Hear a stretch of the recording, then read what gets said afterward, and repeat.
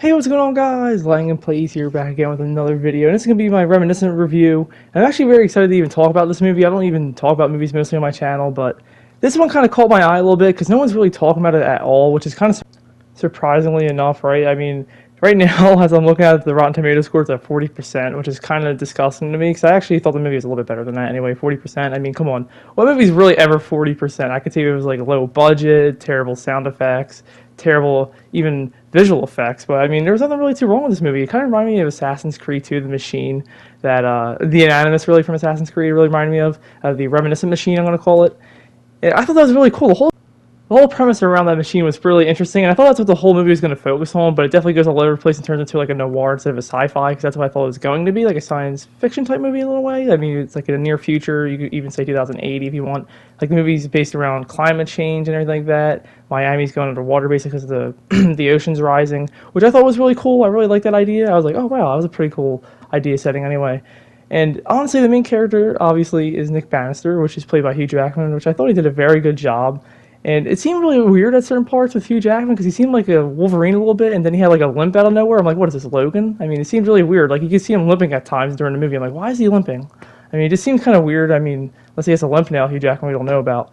But yeah, the main character is basically looking for this woman he was with for a few months. I think it was like 3 to 6 months he was with this woman named May, and then she just disappears randomly. He goes through a whole thing of just trying to look for her, and he keeps going to the machine, see if he could find anything from the past. Maybe that she said something, maybe she'll slip up, maybe we'll see something that he didn't see before, but nothing is there. So he actually has a case where he helps the police, and then he finds out that this person knew May like 5, 6 years ago.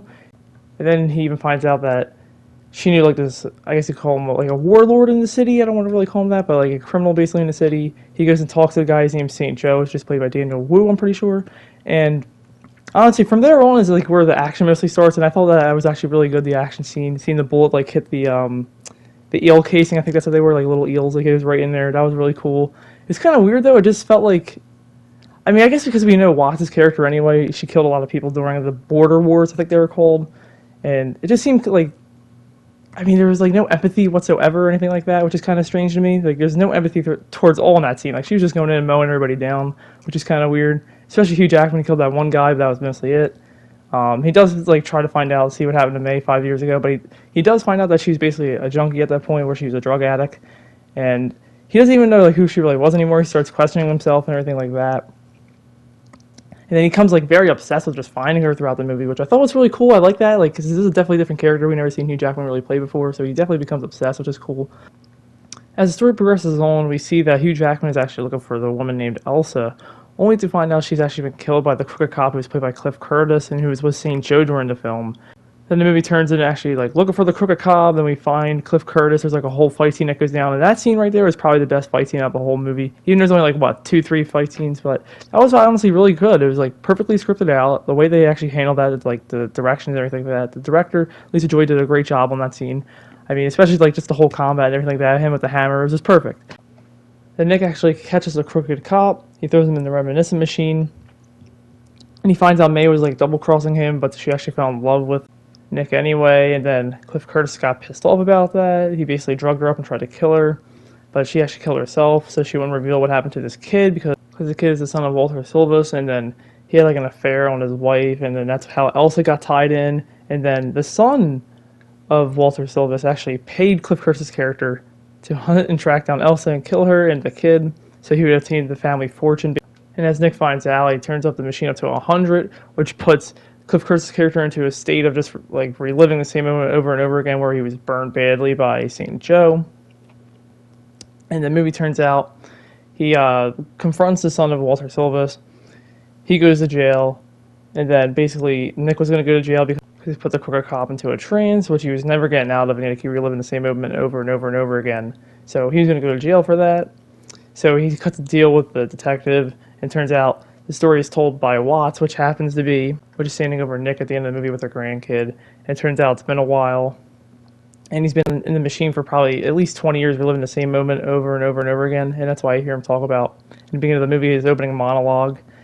And honestly, that was the end of the movie, and I did really enjoy it. Now, it's not doing too well on Rotten Tomatoes, which is kind of surprising to me right now. It got a 40, which is just very surprising. I mean, this movie does not look like a 4 at all, right? Because that's how I see it. I mean, it's at least a 7, at least maybe an 8 for some people I've seen. But the highest score I've seen for this movie right now is a solid 8. And, I mean, there's a lot of problems with the movie, but there's a lot of great things with the movie as well. Like, my main problem with this movie was mostly just the pacing. The pacing, I don't know, it's just all over the place, which made no sense to me. It seemed like it was building up to something that got way too slow, and I was like, alright, come on, man. And like, at least pick it up a bit. And then I think my main complaint was probably May's death, like how they handled that, because it seemed like there was no tragedy throughout the film. Like, that was like the only little tragedy out of anything. Like, I kind of already knew that she was going to die in a way. I thought Hugh Jackman was going to die, because he said there's no happy endings, right? But I mean, I guess his happy ending was he was living the memories over and over again with May. But I mean, that was my only complaint about the movie. The best thing, I think, it felt like a Christopher Nolan movie, honestly. It really did feel like a Christopher Nolan movie. It felt great about that. I mean, he had to do at least something with the film, right?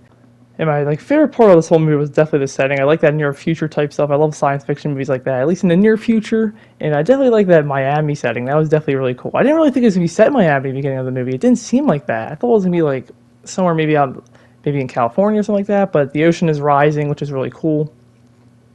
And something we don't really see in movies. No one really throws that in there, that element. And I definitely liked that. I didn't think I was personally gonna like that. And that whole machine where just reliving memories. And that's what people are mostly grabbing towards these days, because the memories is all you have left, right?